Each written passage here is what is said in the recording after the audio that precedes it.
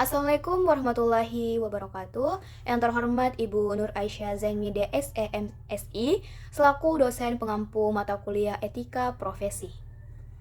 Perkenalkan, saya Nila Sari yang akan memaparkan tentang nilai-nilai dan prinsip-prinsip anti korupsi dari Muhammad Hatta. Ada dua pokok pembahasan, yaitu yang pertama adalah nilai-nilai anti korupsi dan kedua adalah prinsip-prinsip anti korupsi. Tetapi sebelum kita masuk ke dalam inti pembahasan, kita harus mengenal dulu siapa sih itu sosok Muhammad Hatta. Nah, Muhammad Hatta adalah sosok yang dikenal sebagai seorang negarawan besar Indonesia.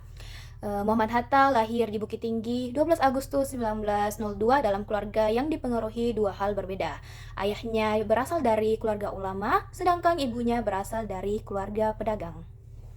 Nah, kita masuk ke dalam inti pembahasannya. Yang pertama adalah nilai-nilai anti korupsi.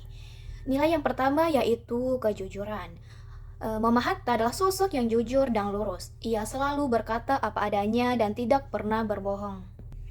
Contohnya yaitu Muhammad Hatta pernah menolak pemberian hadiah berupa mobil dari seorang pengusaha. Nah, kedua adalah kepedulian. Muhammad Hatta adalah sosok yang peduli terhadap sesama. Ia selalu berusaha membantu orang-orang yang membutuhkan tanpa memandang latar belakang mereka. Contohnya yaitu, Bung Hatta pernah mendirikan Yayasan Hatta untuk membantu orang-orang miskin dan tertindas. Yang ketiga adalah kemandirian.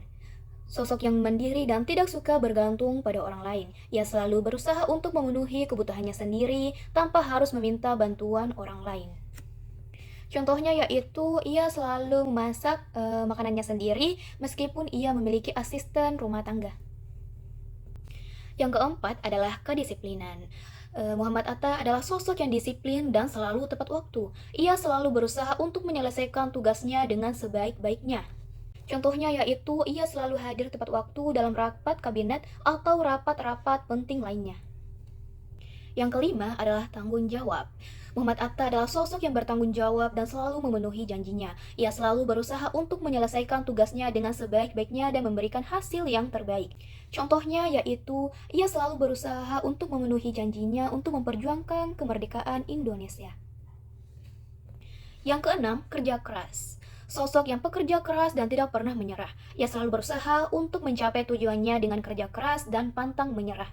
Contohnya yaitu Bung Hatta pernah bekerja keras untuk menyelesaikan pendidikannya di Belanda, meskipun ia berasal dari keluarga yang sederhana.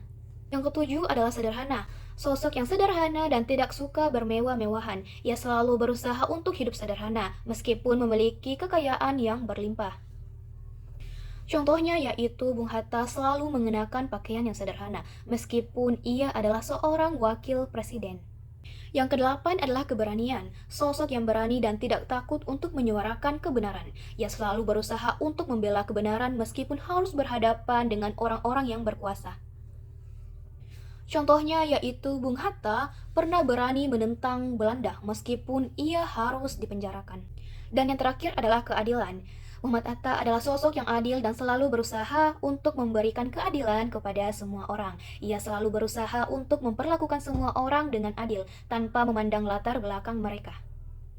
Contohnya yaitu Bung Hatta selalu berusaha untuk memberikan keadilan kepada semua orang meskipun mereka berasal dari latar belakang yang berbeda.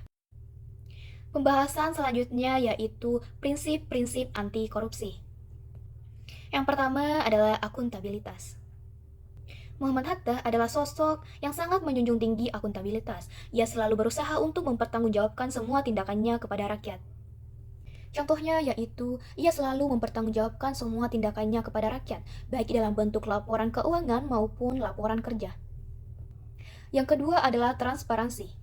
Sosok yang sangat menjunjung tinggi transparansi. Ia selalu berusaha untuk membuka diri terhadap informasi dan kritik dari masyarakat. Contohnya yaitu ia selalu mengumumkan secara terbuka pendapatan dan pengeluaran negara. Yang ketiga adalah kewajaran. Ia selalu berusaha untuk bersikap adil dan tidak diskriminatif. Contohnya yaitu ia selalu berusaha untuk memberikan kesempatan yang sama kepada semua orang tanpa memandang latar belakang mereka. Yang keempat adalah kebijakan. Muhammad Hatta adalah sosok yang sangat ahli dalam membuat kebijakan. Ia selalu berusaha untuk membuat kebijakan yang adil dan menguntungkan rakyat.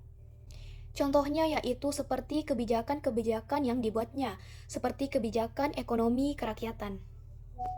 Yang terakhir adalah kontrol kebijakan. Ia selalu berusaha untuk memastikan bahwa kebijakan yang dibuatnya benar-benar dilaksanakan dengan baik. Contohnya yaitu Muhammad Hatta selalu mengawasi pelaksanaan kebijakan-kebijakan yang dibuatnya. Nah, itu tadi pembahasan tentang nilai-nilai dan prinsip-prinsip anti korupsi dari Muhammad Hatta. Sekian dari saya, mohon maaf apabila ada kesalahan. Wassalamualaikum warahmatullahi wabarakatuh.